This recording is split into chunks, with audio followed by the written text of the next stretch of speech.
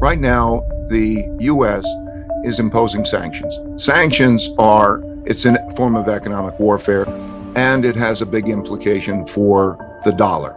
Okay, now others are trying to get out of the dollar system. There's a dollar system that now is being changed. India is dealing directly with Russia, and holders of dollar-denominated assets don't want to hold those dollar assets if they feel that they're going to be grabbed and so on. So what's happening now has happened many times before.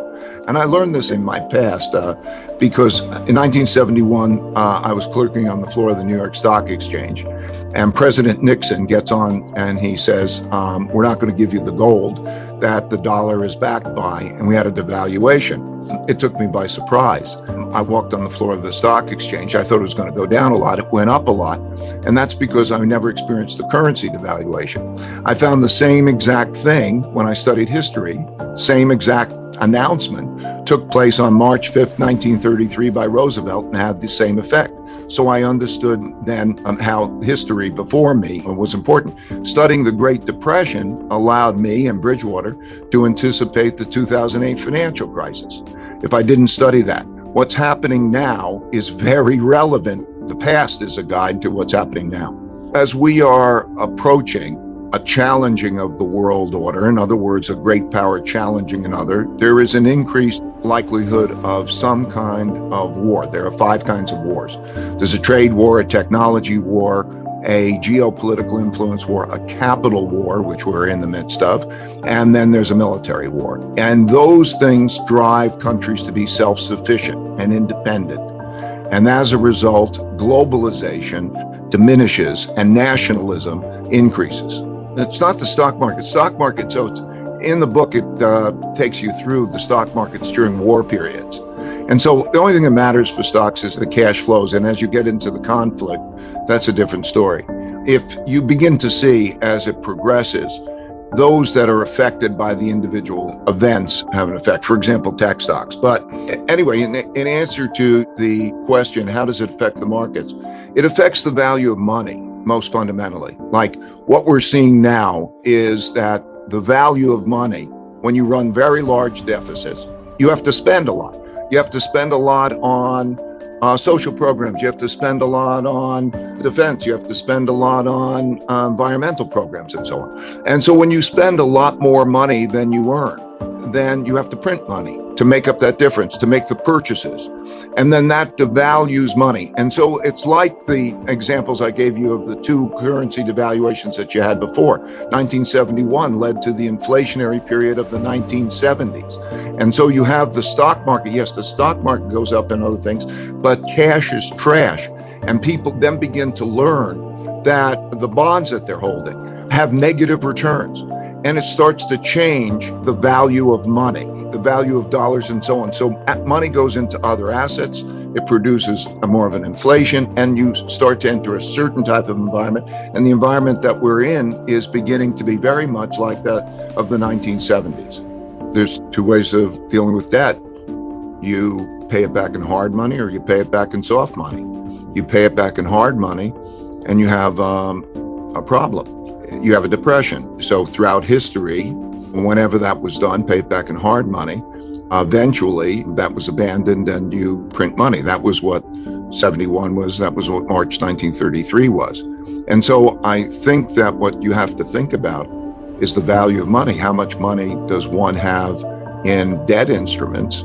And do you want to own that as an asset? I think they're bad assets. And then how do you diversify? And the system also has to deal with what is money? Is the dollar going to remain the same sort of reserve currency? And then you see the development of alternative monies. We're seeing a variety. I think different types of money will compete with each other in the environment we're in. Maybe it's crypto, maybe it's gold, maybe it's other things. Maybe the digital renminbi competes with the US dollar. We're going to come into an environment. Think about how much money is being stored in debt instruments, those debt assets. Think about how poor those returns are. So that kind of a shift, I think, is very important. All currencies have a lot of debt.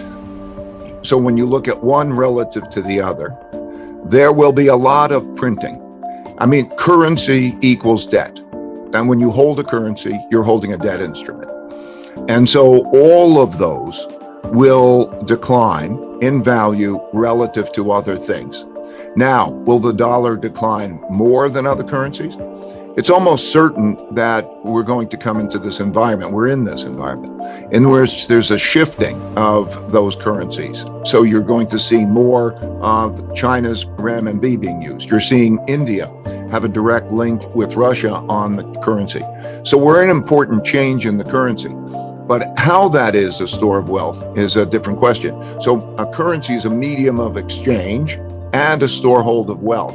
And its storehold of wealth is now a problem, particularly for the dollar, but it's also a problem for other countries. So that's why you have inflation. As money goes into other things and the cost of borrowing is so low relative to the inflation rate, then it encourages the borrowing of money and the sale of money. In other words, not holding financial assets like that. So that's, yes, I think you're changing the nature of what money is and what the dollar is as a storehold of wealth. We're beginning a paradigm shift. A paradigm shift is a shift from a mindset and positioning of that mindset to another mindset and another positioning of that. So, for example, the mindset that we were in was that you have low inflation, and when you're owning bonds and you're owning cash, or you are operating one way, and you don't worry about that, and companies don't worry about it in their inventories, having larger inventories, or homeowners don't worry about inflation as much in the purchases of their houses and so on. Once that shift begins, it causes a reinforcing dynamic. It's like everybody is long bonds. We've been in a 40-year bull market in bonds. And so it's been fine to have. And when that shift starts to take place, you see behavioral shifts that reinforce that cycle in the paradigm. So for example, when there is the selling of bonds, that makes it more inflationary in and of itself, because the amount of debt that has to be sold is not just the deficit, but also the amount of debt that's being sold is those bonds. So now interest rates have to rise a lot, or the Federal Reserve has got to come in there and buy more. And then you get wages. People make wage settlements and such things. So a paradigm shift is beginning to take place, and that will be also self-reinforcing. And it's taking place in this context of the conflict, which then creates the breakdown of efficient systems. Each country wants to be self-sufficient. It needs to protect itself. And in being self-sufficient in that way, then you have less efficiencies in the system. And all of that becomes self-reinforcing. So it's all happened before. It's all happened many, many times before. Yeah, I'm concerned about that. When you raise the return on bonds and you raise the return on cash and you tighten money, then that makes other assets less attractive, such as risky assets, particularly long duration assets like tech stocks and the like. So you produce that squeeze, yes, but that's still only at 2% or a little bit over 2% with an inflation rate which is considerably higher than that. We've had a 7% inflation rate, and we'll probably settle, it'll be a 5%-ish or something. And so you're still losing that money to inflation. People are. So what you have is enough tightening by the Federal Reserve to deal with inflation adequately is too much tightening for the markets and the economy. So the Fed is going to be in a very difficult place a year from now as inflation still remains high and it starts to pinch on both the markets and the economy.